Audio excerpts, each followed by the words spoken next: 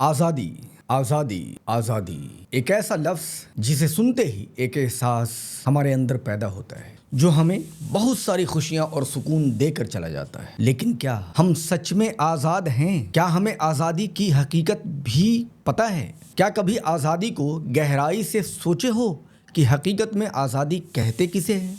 क्या सचमुच हमें वो आज़ादी मिल रही है जिसकी हमने उम्मीदें की थी, या फिर यूं ही बिना मतलब हम आज़ादी आज़ादी चिल्लाए जा रहे हैं? आज के वक्त में हर तरफ से एक ही आवाज़ निकलती है, मुझे मेरी आज़ादी चाहिए। हर कोई अपने तरीके से जीना चाहता है। बच्चे अपने पेरेंट्स की बातों को दकियानूसी और गैर ज़रूरी बातें समझने लगे हैं। पेरेंट्स का बच्चों के लिए जो केयरिंग होता है उसे बच्चे बंधन समझने लगे हैं। और उस केयरिंग के कारण अगर बच्चों पर थोड़ा सा सख्ती कर दिया जाए तो बच्चे कहने लगते हैं, मुझे मेरी आज़ादी चाहिए। नौजवान अपने देश के नियम और कानून को बंदिशें मानने लगे हैं। उन्हें लगता है कि इस नियम कानून के अधीन में रहकर हम बंदिशों में रह रहे हैं, हम गुलामी में जी रहे हैं। और आज के दौर में पूरा समाज एक ऐसी रेस में दौड़ रहा है जिसका सिर्फ एक ही मकसद है, आज़ादी, आज़ादी और सिर्फ आज़ादी। यह आज़ादी का रेस आखिर हमें लेकर कहाँ जा रहा है? कभी सोचा है यह आज़ादी का रेस क्या हकीकत में इसका रिजल्ट आज़ादी है, या फिर यह ऐसा रेस है जो देखने में आज़ादी की तरह लगता है, इतना दिलकश है जो मुझे अपनी तरफ खींचता है यह आज़ादी? लेकिन हकीकत में यह रेस हमें, हमारे बच्चों को गलत रास्ते पर ले जा रही है। ये उन रास्तों पर ले जा रही है जिसकी मंजिलें नशा है, उन रास्तों पर लेकर जा रही है जिसकी मंजिलें पैसों की भूख है। फिर चाहे वह भूख करप्शन करके मिटे, किसी की गर्दन काट के मिले, या फिर किसी के घर में डाका डालकर मिले, लेकिन बस ये भूख मिटानी है।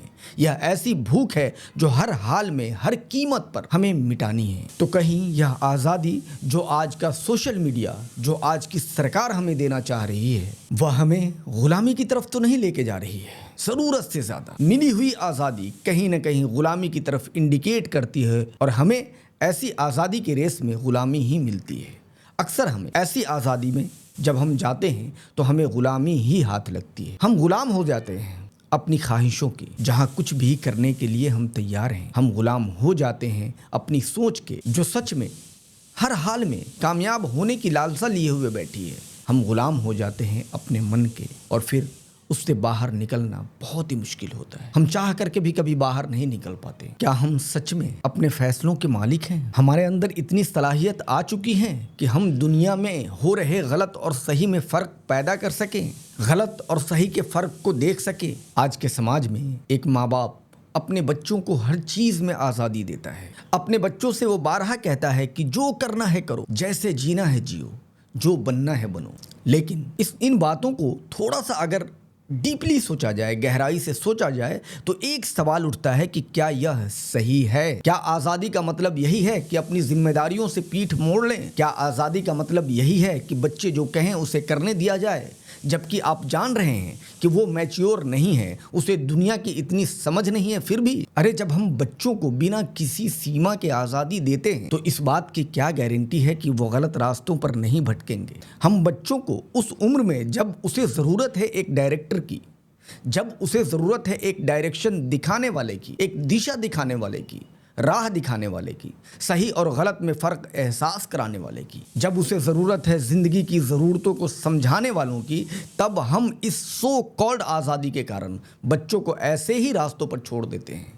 और जब वही बच्चे रास्ते भटक जाते हैं, ऐसे रास्तों पर चले जाते हैं जहां से वापस आना बड़ी मुश्किल होता है। एक ऐसा रास्ता जहां से उन बच्चों को मंजिलें मिलना तो बहुत दूर की बात है, अपनी ज़िंदगी भी अपने हाथों से फिसलती हुई दिखाई देती है। जब उन रास्तों पर वो होते हैं, तब वही माँ बाप जो उन्हें कभी आज़ादी दिए हैं, वो कहते हैं कि मैंने तो उसे पूरी आज़ादी दी थी। क्या यह सही है? National crime records bureau NCRB के डाटा के अकॉर्डिंग 2023 में जुबलाइन, जो 18 साल से नीचे के बच्चे होते हैं, जिसे जुबलाइन कहा जाता है, उनके द्वारा जो क्राइम किया गया वह बीते हुए कुछ सालों की अपेक्षा 7.3% ज़्यादा था। और यह सब सिर्फ ज़्यादा दिए हुए आज़ादी के कारण होता है। आज के दिनों में हर किसी को हर चीज के लिए हर चीज में आजादी चाहिए। आजादी अपने विचारों को रखने की, आजादी अपने अपने पसंद से जीने की, आजादी खुद के फैसले लेने की, आजादी जो मन में आए वो करने की। यह सब गलत नहीं है, यह बिल्कुल सही है, लेकिन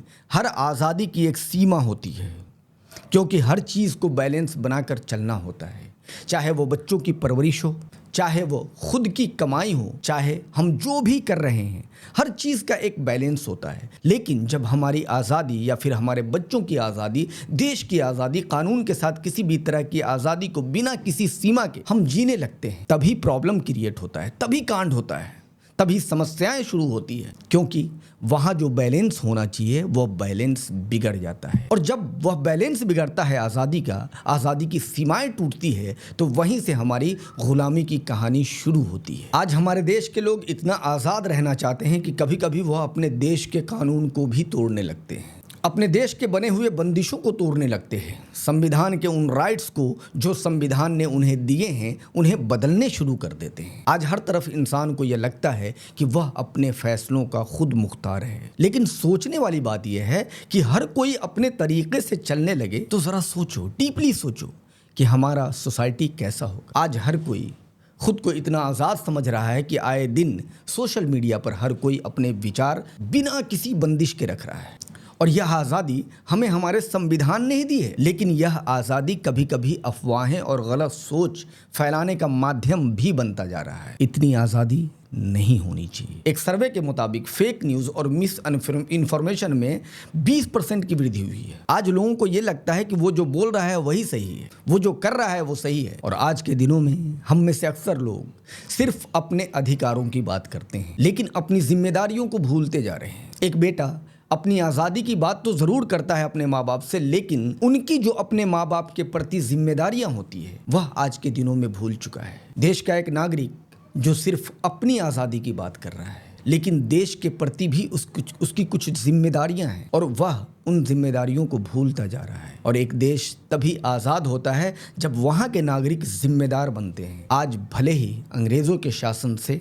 हमारा देश आज़ाद हो चुका है, लेकिन हम अपनी जिम्मेदारियों से उतना ही दूर भाग चुके हैं। जिस दिन अंग्रेज़ों के सत्ते में हमारा हिंदुस्तान था, उस वक्त जो नागरिकों के अंदर जिम्मेदारियां थी उससे हम कोसों दूर भागे जा रहे हैं। एक परिवार के सारे सदस्य को अपने अपने हिसाब से अगर जीने की आज़ादी दे दी जाए तो एक वक्त ऐसा आता है कि उस परिवार का, उस खानदान का नामो निशान उसके समाज में से मिट जाता है। उस फैमिली के, उस खानदान के सारे बच्चे बिखर जाते हैं, गलत रास्तों पर चले जाते हैं, क्योंकि उसके सामने कोई गार्जियन नहीं होता, कोई समझाने वाला नहीं होता। हर किसी को अपने अपने तरीके से जीने की आज़ादी है, और जो मैच्योर नहीं है उसे क्या पता अच्छे और बुरे में तमीज़ कहाँ रह जाती है। वो तो मैच्योर है नहीं, थोड़ा सा बहकाओ वो बहक जाते हैं। एक टीचर अपने स्टूडेंट को आज़ादी की सीमाओं से बाहर तक आज़ादी दे देता है तो वह टीचर अपने उस स्टूडेंट से यह उम्मीदें छोड़ देता है कि उसका स्टूडेंट उसका नाम रोशन करेगा।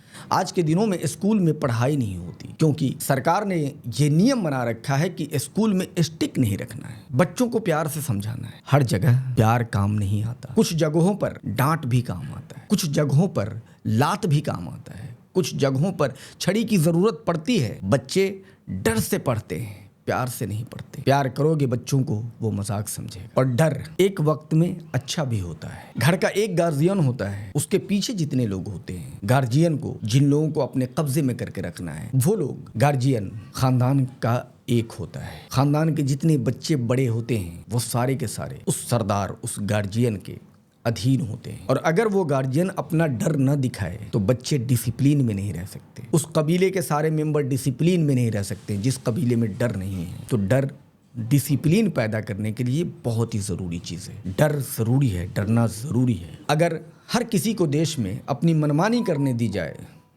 तो उस देश का क्या होगा?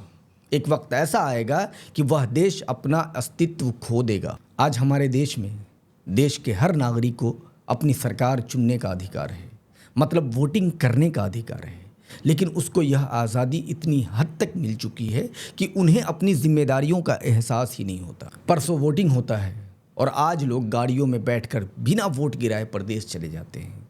वोट का इंपॉर्टेंस उन्हें पता ही नहीं है। हाँ, सरकार बनने के बाद वो उस पर कमेंट जरूर करते हैं कि सरकार हमारी अच्छी नहीं है, हमारे लिए कुछ नहीं कर रही है, लेकिन सरकार चुनने के टाइम में वह अपने वोट के अधिकार को नहीं समझते। 2024 के इलेक्शन में लगभग 30 करोड़ एलिजिबल वोटर वोट नहीं डाले थे। यह कैसी आज़ादी है जो लोग अपनी जिम्मेदारियों को भूलते जा रहे हैं। वहीं अमेरिका और यूरोप के अदर कंट्रीज को अगर देखें तो वोटिंग एक पद माना जाता है।